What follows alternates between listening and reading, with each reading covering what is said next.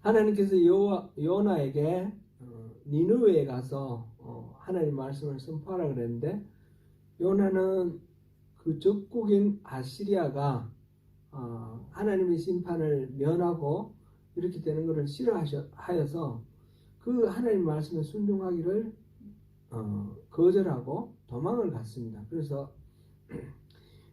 니느웨가 있는 동쪽이 아니라 다시스로 가는 서쪽으로 향하는 배를 타고 가다가 하나님이 바다에 풍랑을 일으키시고 이렇게 저지함에 따라서 그 선원들에 의해서 바다로 던져졌죠.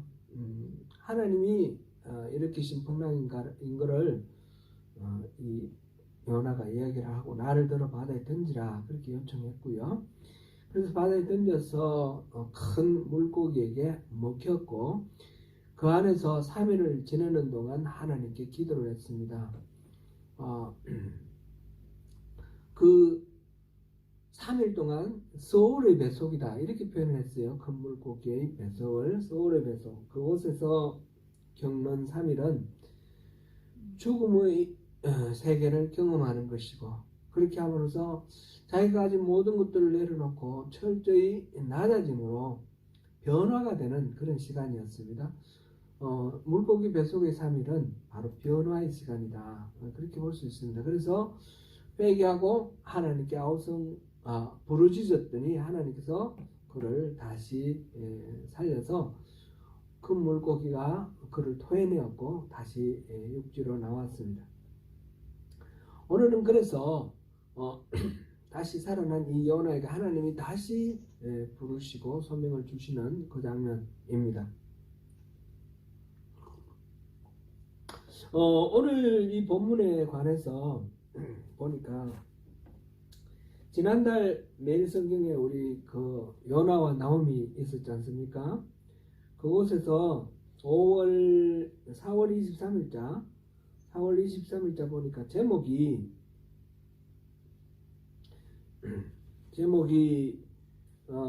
하루 만의 순종 이렇게 됐어요. 이거 보셨으니까 모두들 아셨을 거예요. 참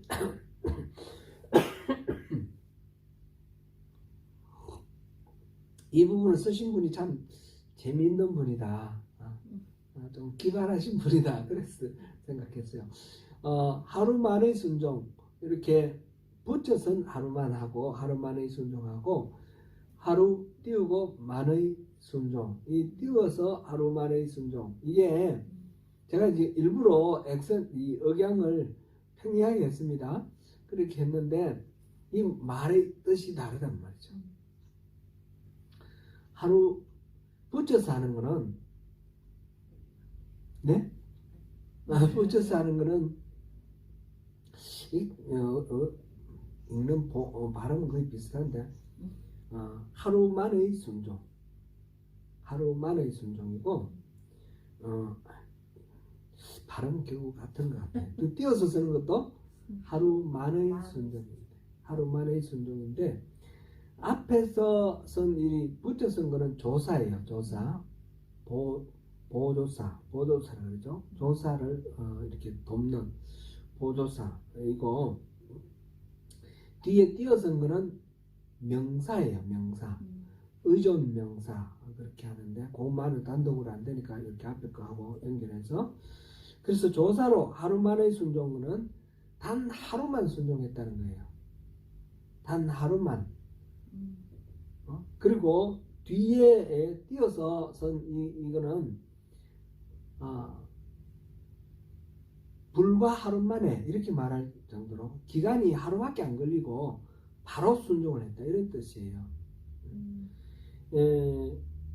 뭐 앞에서 쓰는 조사로 다른 용례를 보면 딱 하루만 쉬자 이럴 때 하는 거는 붙여서 쓰는 만이에요. 그리고 이 시간적으로 하루만 되는 것 이거는 그 많은 과제를 하루 만에 끝냈네 이렇게 할 때는 띄어서 만회라고 이렇게 씁니다. 붙여서 쓰는 거하고 띄어서 쓰는 거하고 뜻은 비슷한 것 같으면서 약간 다른 거죠. 지금 요나가 하루만 순종했다. 하루만. 이따가 다시 보겠지만 그 니느웨성은 사흘길 걸을 만한 그런 큰 도시인데 하루만 순종을 했어요. 그 온 니느웨를 다 돌아다니면서 사흘 동안 돌아다니면서 하나님 말씀을 선포해야 되는데 하루만 하고 말았어요. 그거 이제 앞에 거예요. 그죠? 붙여놓은 거. 그런데 이 하나님의 예언자라는 이 요나는 단 하루만 순종을 했는데 니느웨는 그 말이 선포되자마자 하루 만에 온 니느웨 사람들이 다 순종을 했다. 이런 이야기입니다. 재밌죠? 참 이분이 글을 쓰면서 참 재밌게 잘 쓰셨어요.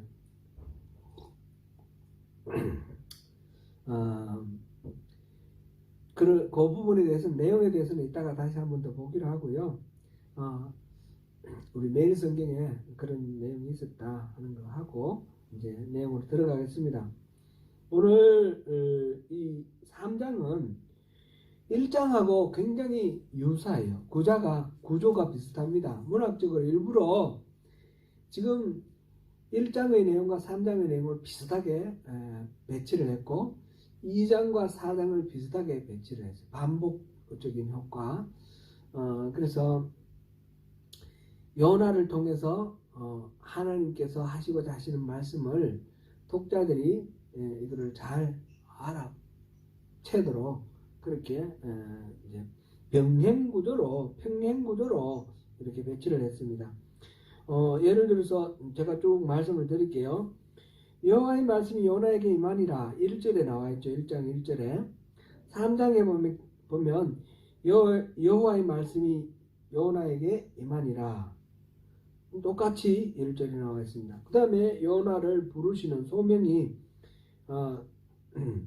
일어나 가서 외치라 이게 이제 1장 2절 말씀이고 3장에서도 일어나 가서 이렇게 선포하라 일어나 가서 선포하라 일어나 가서 외치라 똑같은 말이죠.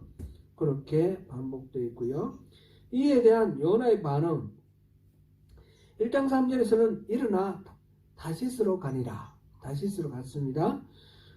이 3장에서는 요나의 반응이 일어나 니느웨로 가니라 이렇게 됐습니다. 간 방향은 정반대지만 이 문장 구조는 똑같이 나옵니다. 그리고 4장에서 임박한 재앙이 큰 태풍 폭풍이 일어났습니다. 1장 4절에서. 근데 3장 4절에서는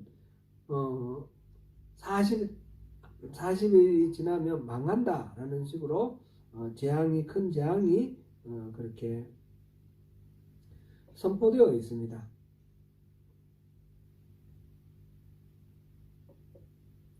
네.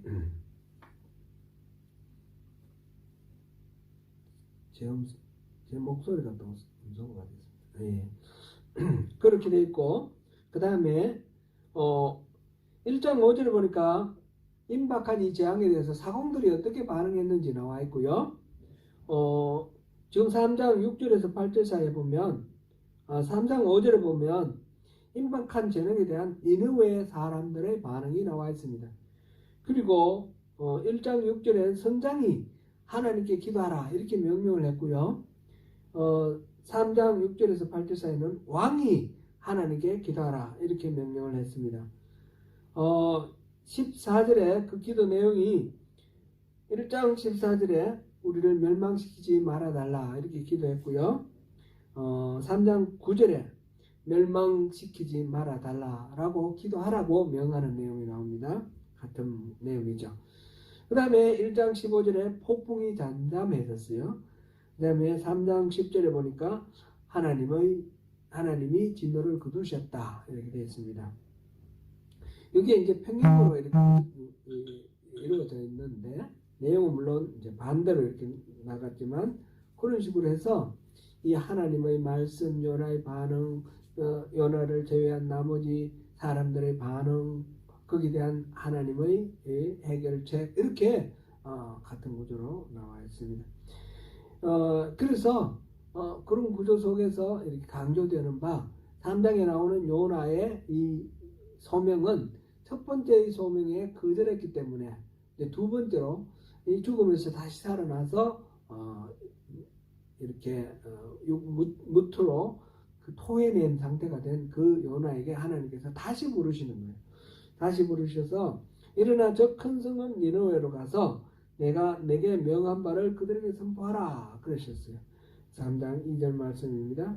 근데 내가 내게 명한 바 그게 뭐예요? 1장 2절에 나와 있죠. 그것은 그 악독이 내 앞에 상달되었다 그런 말씀이에요. 니느웨의 악독이 하나님께 상달되었다라는 것을 말씀하라 하셨어요. 이제 내용이 아주 핵심만 이렇게 요약돼서 나왔는데 그 말씀을 받고 가서 요나가 선포하는 내용 보면 40일이 지나면 니느웨가 무너지리라 이렇게 됐어요. 그러니까 이건 뭐 없던 말 지어낸 말인 것 같지는 않고 생략되어 있는 내용을 이제 다시 이렇게 밝혀서 말하는 것 같아요. 보통 예언서들은 예언자가 하나님의 말씀을 이렇게 전하는 그런 선포, 설교 이게 대부분인데 그게 가득 차 있는데 지금 요나서는 특별하게 아주 요나 선지자가 하는 말이 거의 없어요. 이것뿐입니다. 한 반구절 정도. 그게 40일이 지나면 니느웨가 무너지리라. 나머지는 전부 그 요나의 소명과 불순종, 소명과 순종 이렇게 둘러싼 여러 가지 스토리들이 이렇게 전개되어 있는 것이 이 요나서의 특별한 그런 내용이다. 이렇게 볼 수 있겠습니다. 특징입니다. 이 두 번째 하나님의 소명에 하나님의 부르심에 첫 번째는 거절을 하고 도망갔지만 이번에는 순종을 하고 니느웨로 갔습니다.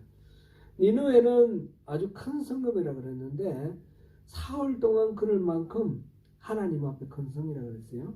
사흘 앞에서도 사흘이라는 게 나왔죠. 3일. 뭐가 3일이었습니까? 물고기 뱃속, 곧 소울의 뱃속에서 지낸 시간이 3일이었습니다. 그 소울의 뱃속에서 지난 3일. 소울은 죽은 자가 있는 세계라 그랬고 3일은 소울의 그 지하 세계를 여행하는데 전부 다 둘러보는데 걸리는 시간이라고 그랬어요. 지금 니느웨를 사흘 동안 걸을 거리라 이렇게 말을 했는데 그 거리가 큰 성읍이라는 그런 의미와 이 소울에서의 3일 이게 이제 말하면 의미가 오버랩되어 있다 이렇게 볼 수 있겠습니다. 사흘 동안 걷는 거리는 얼마 정도? 어떻게 됐어요? 가로지르는데 사흘 걸린다 이 말은 아닌 것 같고 사람이 걸어서 하루 동안 걸으면 얼마나 걸을 수 있습니까? 1시간에 8km 걸어서 하루 계속 하루 종일 걷는다 치면 한 8시간 이렇게 걸으면 88이 64km예요. 그러니까 직경이 64km면 굉장히 큰 도시죠. 그 옛날에 지금으로부터 3000년 전 아수르가 그만큼 크지는 않았을 거예요. 그럼 둘레로 3일 동안 걸을 것인가? 그 3일이면 3, 6, 18, 180km인데 그 둘레가 180km라 그래도 굉장히 큰 도시예요. 그러니까 이거는 실질적으로 3일이다. 실질적으로 도시가 그만큼 크다. 이것보다는 큰 성읍이다.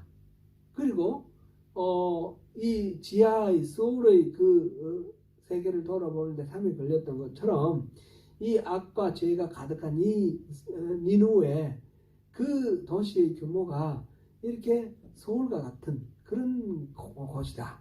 이런 식으로 이렇게 오블랩해서 표현을 한 것으로 이렇게 볼 수 있겠습니다. 그래서 여기서 이제 하루 동안 순종한 거하고 대비가 되죠. 3일의 거리가 되는 그런 큰 성읍이었는데 이 니느웨에 가기는 갔는데 하나님께 순종해서 가기는 갔는데 어떻게 했습니까? 적극적으로 하나님의 말씀을 열정적으로 외쳤습니까? 그런 것 같지는 않아요. 그죠? 요나가 그 성읍에들과 하루 동안 다니며 외쳐 이르되 40일이 지나면 니느웨가 무너지리라. 아마 한 소리 열정적으로 사람들 모는 데 가서 막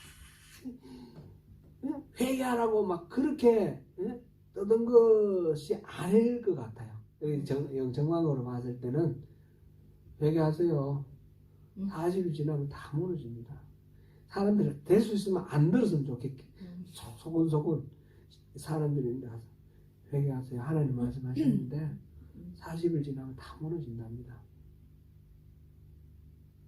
그러면서 대충 이렇게 하루 동안만 하고 그냥 이제 더 이상 안 하네. 그러고 이제 갔어요. 요나가 그러니까 하나님을 지금 앞에서 기도했잖아요. 뱃속에서 하는 그 물고기 뱃속에서 서울의 뱃속에서 기도를 하면서 이 서울의 뱃속에서 아우성 치고 하나님께 부르짖어 기도했더니 하나님 들어주셨다. 그리고 내가 성전에 그 11개에 나오는 그 솔로몬 왕의 그 약속, 솔로몬 왕의 그 기도에 대한 하나님의 약속대로 이 성전을 향하여 기도하는 것은 하나님 다 들어주신다라는 그 약속을 믿고 성전을 향하여 기도한단 말이에요. 그랬는데 그것이 정말 절절한 마음으로 그렇게 회개하고 온전하게 회개하고 온전하게 하나님께 순종한 그런 것은 아니라는 것이 하루 동안 이라는 이 말 속에 다 집약되어 나오는 거예요. 나머지는 제가 이제 추측을 해서 이렇게 말을 했지만 그거는 제 마음대로 생각으로 이렇게 막 성경 말씀을 왜곡한 것이 아니고 성경의 이 한마디 속에 담겨 있는 내용을 제가 풀어서 이렇게 생각해 본 거지 그렇지 않습니까? 말이 잘 안 나옵니다. 충분히 누가 읽어도 그것을 짐작할 수 있을 만큼 그렇게 이 요나는 소극적이었습니다. 그거는 앞으로 볼 4장에서 요나의 그 회개한 니느웨에 대한 그 반응 거기에서 확실히 이렇게 반증이 되는 그런 내용입니다. 요나의 순종은 부분적인 순종이었습니다. 하루 만의 순종이었습니다. 요나의 순종은 단 하루 만의 순종. 3일을 다니면서 얘기해야 되는데 하루만 하는 순종.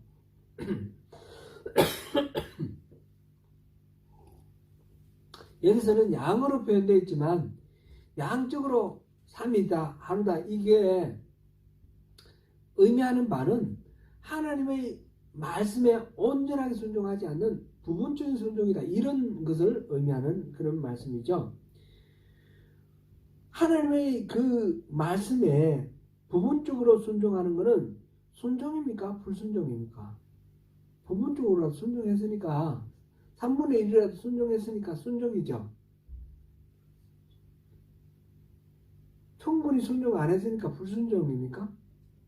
순종인지 불순종인지 참 이렇게 아리송한데 하나님은 이 부분적인 순종을 통해서 일을 하셨어요. 니느웨 사람들이 회개하도록 하셨습니다.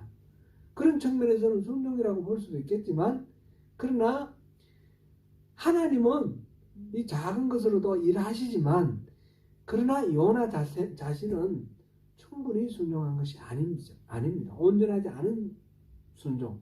이런 충분하지 않은 순종, 부분적인 순종은 불순종이라 하는 것이 성경에는 여러 곳에 나와 있습니다.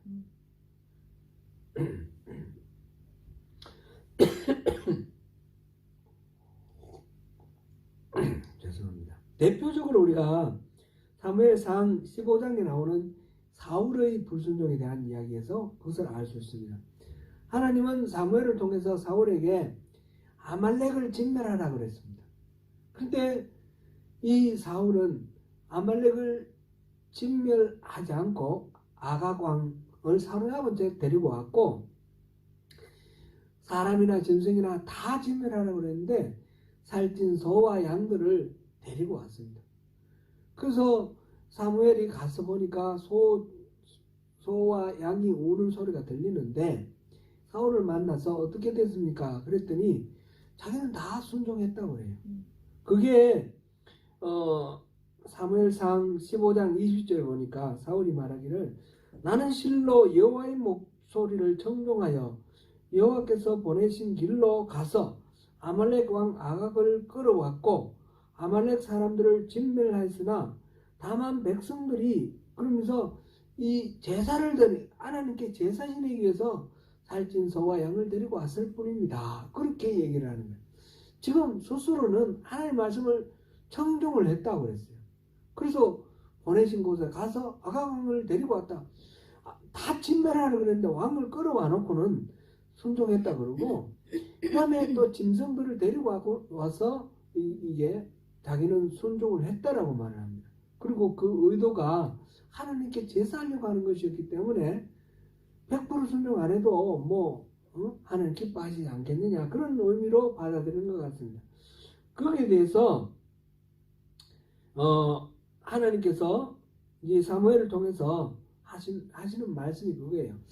여호와께서 번제와 다른 제사를 그의 목소리를 청종하는 것을 좋아하신 같이 좋아하시겠느냐.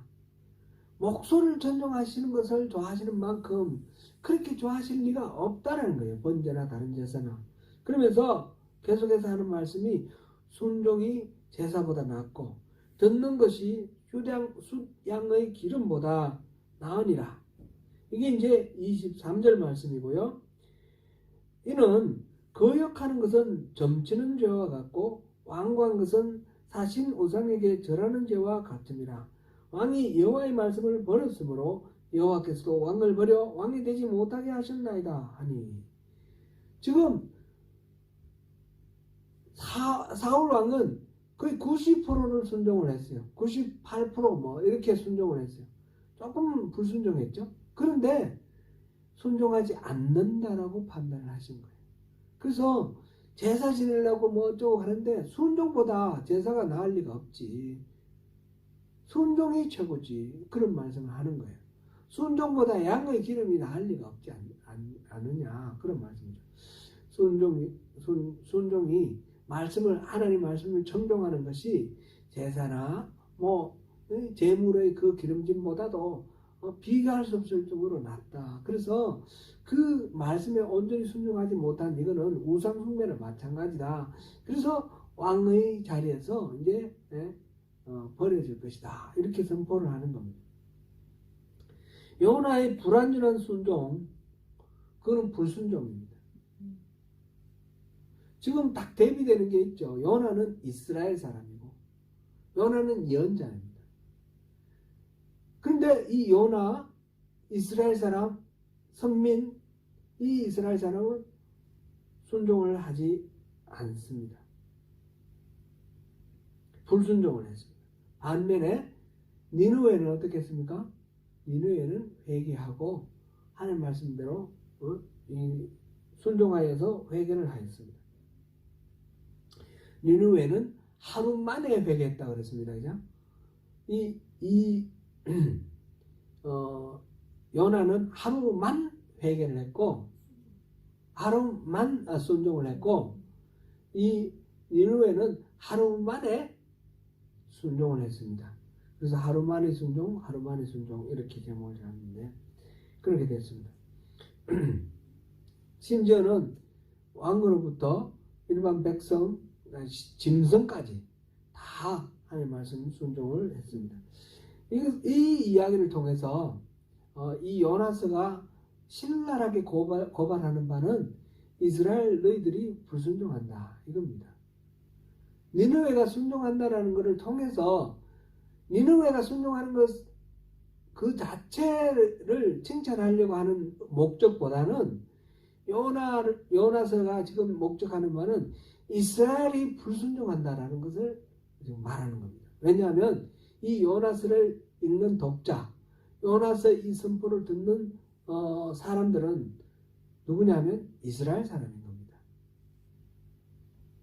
그래서 결국은 이스라엘 사람들의 선민사상, 자신들은 하나님 택한 백성이기 때문에 하나님이 버리지 아니하시고 지켜주실 것이다 라고 믿는 이 선민사상, 이 그릇된 시온사상, 여기에 대해서 신랄하게 고발을 하고 있는 것입니다.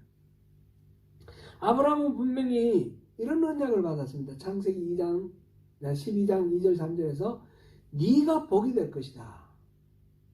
그러면서 너를 축복하는 자는 복을 받을 것이고 너를 저주하는 자는 내가 복을 주지 않을 것이다. 저주를 내릴 것이다. 이 말씀하셨어요. 하나님이.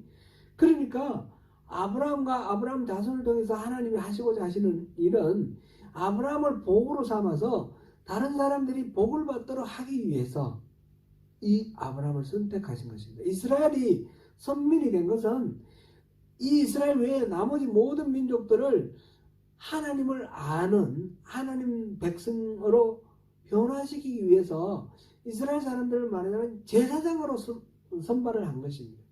그런데 제사장으로 선발한 이 이스라엘이 자기들이 뽑혔다라는 거, 하나님의 그 특별한 은혜를 입었다는 것에 스스로 이렇게 만족하고 교만해져서 다른 사람들에 대해서는 관심을 갖지 않고 이렇게 차별 대우하고 잘난 척하고 이것으로 모든 것들이 이루어졌습니다. 그래서 그것을 지금 이 요나스가 고발하는 것입니다.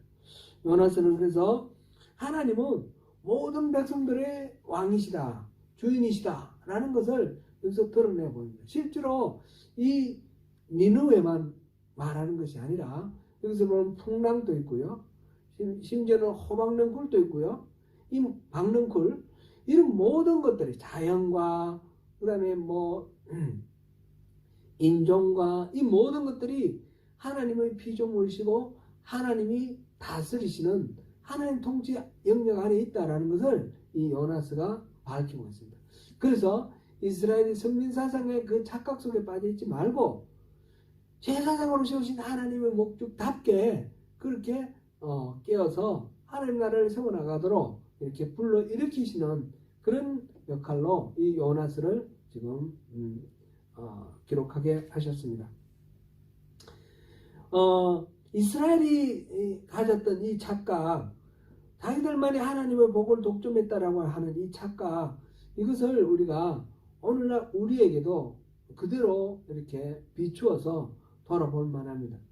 한번 생각해 보십시오. 하나님에 대한 순종이라는 것이 이 유대인이 되는 것입니까? 이스라엘 사람들이 되는, 민족이 되는 것입니까? 아니면 하나님의 말씀에 순종하는 것입니까?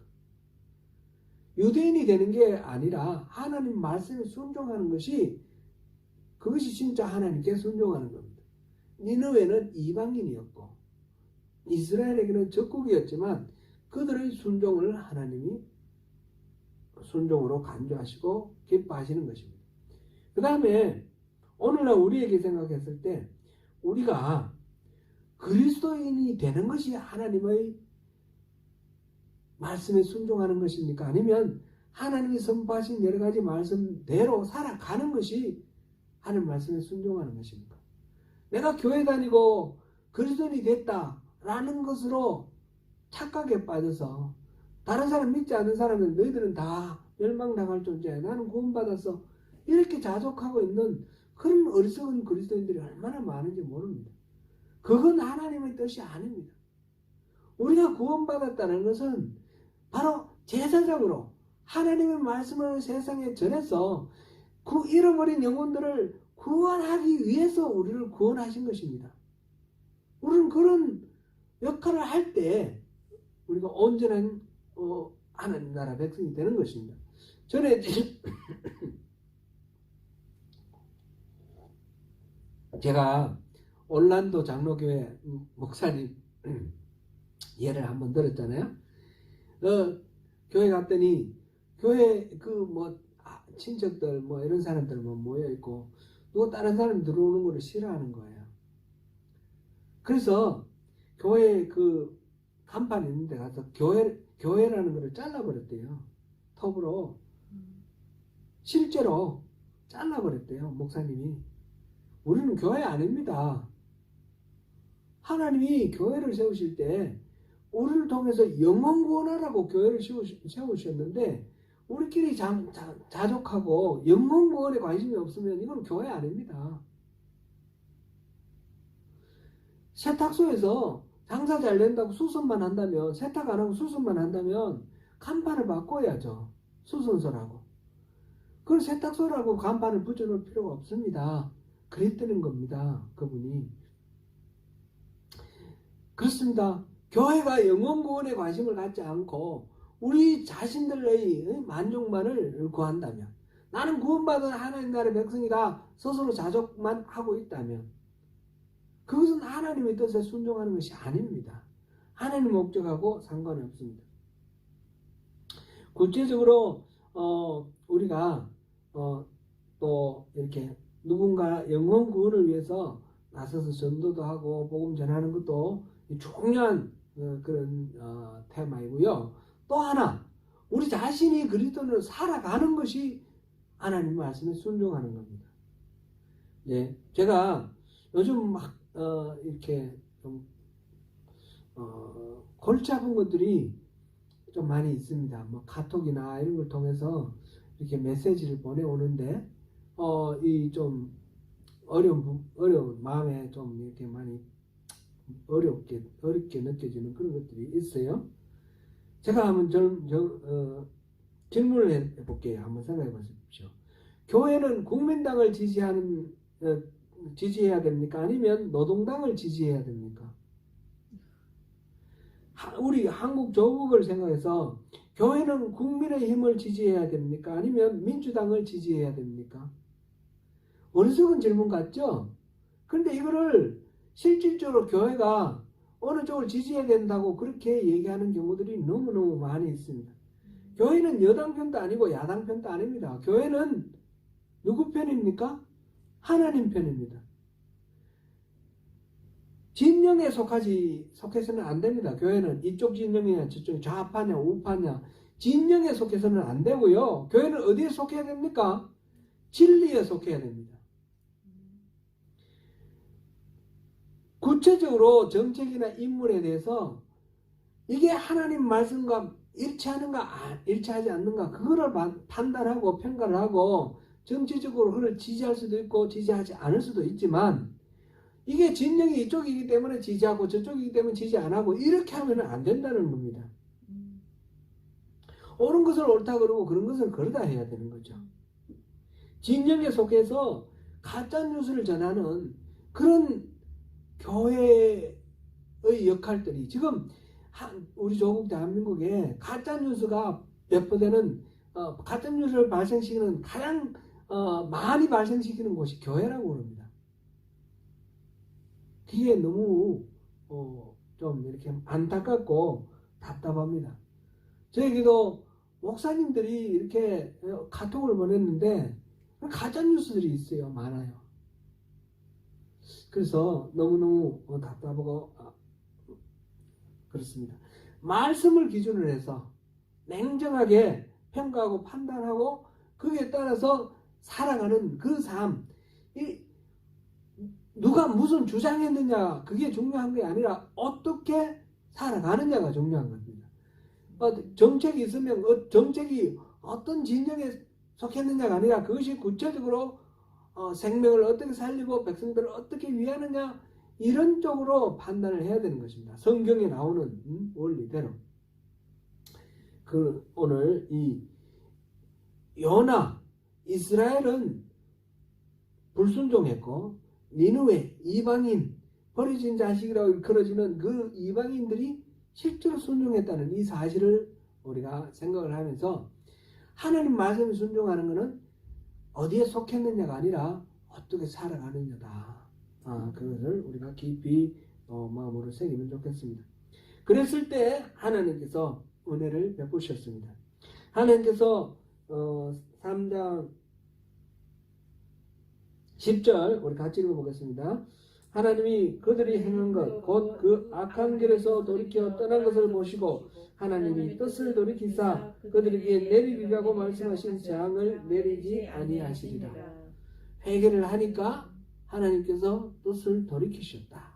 이렇게 기록하고 있습니다. 성경에 이런 내용들이 많이 있습니다. 하나님께서 뜻을 돌이키신 것. 하나님은 전지전능하시고 모든 것을 아시니까, 처음부터 끝까지 아시니까 모든 것들이 다 결정되어 있고 정해져 있는 것으로 그렇게 생각하면 안 된다라는 거죠. 그죠? 전에 어떤 분의 글을 읽었더니 뉴욕에서 9.11 사건이 났는데 그래서 수만 명이 죽었는데 비행기를 타고 이렇게 이제 가다가 옆에서 다른 사람 하는 얘기를 들은 거예요. 9.11에 대한 이야기를. 안 됐다 딱 하다 막 불쌍하다 막 비극적이다 얘기를 한참 하다가 그래도 어쩔 수 없지 하나님 뜻이라면 그러더라고요. 그죠? 그 모든 것들을 다 하나님의 뜻으로 하나님 다 계획해놓고 그냥 세계는 그냥 그대로 돌아가는 거로 그렇게 생각을 하면 안 된다는 거예요. 그러면 회개하는 것도 하나님 뜻이고 회개하지 않는 것도 하나님 뜻이고 순종하는 것도 하나님 뜻이고 불순종하는 것도 하나님 뜻인가요? 그렇게 보면 안 되는 거예요. 하나님 뜻은 분명히 따로 있어요. 따로 있지만 우리의 반응과 태도가 하나님의 그 뜻이 그대로 이루어지느냐 다르게 이루어지느냐 달라지는 거예요.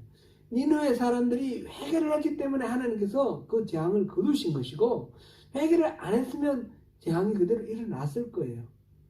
하나님의 뜻이 뭡니까? 재앙이 사람에 따라 이랬다 저랬다 하는 건가요? 그런 식으로 판단할 건 아니에요. 그러나 분명히 우리의 태도가 하나님의 계획대로 이렇게 이루어지도록 하는데 중요한 요인이 되는 겁니다. 이거는 전에 우리가 출애굽기 할 때 그것을 봤습니다. 출애굽기 34장의 그 말씀 32장의 말씀 이 이스라엘 사람들이 모세가 시내산에 올라가서 율법과 하나님의 언약을 받아서 내려오는 동안에 40일이나 걸리니까 이 사람들이 불안해져서 황금송아리를 만들었습니다. 하나님께서 진노하셔서 이들을 다 썰어버리고 모세 너와 다시 시작하자 그랬습니다. 그랬을 때 모세가 그들을 위해서 회개하고 기도하면서 차라리 내 이름이 없어지더라도 저들을 멸망시키지 마십시오. 간절하게 구해서 하나님께서 용서를 하셨습니다. 그 부분에 대해서 출애굽기 32장 14절에 여호와께서 뜻을 돌이키사 말씀하신 화를 그 백성에게 내리지 아니하시니라 그렇게 나와 있어요. 그러니까 하나님의 결심은 그들을 진멸시켜 버려야 되는데 이 모세 기도를 통해서 그 뜻을 돌이켰다. 그렇습니다. 뜻을 돌이킨 거 맞습니다. 그러나 하나님의 원래의 뜻이 무엇이냐? 거기에 대해서 우리가 지난번에 살펴봤죠. 그래서 하나님의 원래의 뜻은 멸망시키지 않는 것이죠. 근데 하나님이 그 원래의 뜻을 모르고 계속해서 불순종하면 심판이 올 수밖에 없는 거죠. 심판과 징계가 올 수밖에 없는 거죠. 그래서 예언자들이 심판과 징계를 선포할 때 하나님의 원래의 뜻은 심판과 징계에 있는 것이 아니라 회개하고 돌이켜서 용서를 받는 것, 구원되는 것이 하나님의 뜻입니다. 그래서 그 모세에게 나 말리지 마라. 내 마음대로 내대로 하게 하라. 이렇게 표현됐는데 내 마음대로 좀 하게 놔둬라. 너 나 말리지 마라. 이렇게 말씀하셨는데 하나님 하시는데 어디 모세가 말려요. 사실은 하나님께서 그 말씀하시는 거는 나 말리지 마라 하시지만 그 말씀의 뜻은 나 좀 말려라. 내버려두면 저놈들 다 죽이겠다. 나 좀 말려라. 그 말씀이라는 뜻이죠. 우리가 회개를 촉구하시는 하나님 말씀이 있을 때, 그래서 깨달음이 있을 때 우리가 결행을 하는 것이 중요합니다. 결단을 하고 돌이키는 것이 중요합니다. 그것이 하나님의 뜻입니다. 예레미야서 29장 11절에서 그 말씀이 나왔지 않습니까? 여호와의 말씀이니라 너희를 향한 나의 생각을 내가 안 하니 평안이요 재앙이 아니니라 너희에게 미래와 희망을 주는 것이니라. 하나님의 마음은 그것입니다. 이제 말씀을 맺겠습니다. 사랑하는 성도 여러분, 여호나 같이 불충분한 순종이라도 하나님께서는 일하십니다. 그러니까 나도 이 부분만 순종해야 되겠다 그렇게 생각하면 그것은 잘못입니다. 부분적인 순종은 불순종이라는 사실을 알고 전적으로 온전하게 순종하여야 합니다. 그것은 무슨 제사를 지내거나 예배에 참석하거나 이런 의를 행한다든지 아니면 구원받아서 교회에 다니는 소속되는 그리스도인이 됐다거나 유대인이 됐다거나 그런 식의 것으로 끝나는 것이 아니라는 겁니다. 진정으로 하나님의 말씀대로 살아가는 것, 삶의 변화, 회개, 진정한 회개, 돌이킴, 그래서 죄에서 떠나는 것, 그런 참된 그 하나님 말씀대로 순종하여 살아가는 삶, 그것이 답인 것입니다. 오늘도 주님께서 주신 그 은혜 가운데서 순종하는 가운데 하나님이 주시는 모든 복을 누리시는 저와 여러분 되시기를 축원합니다.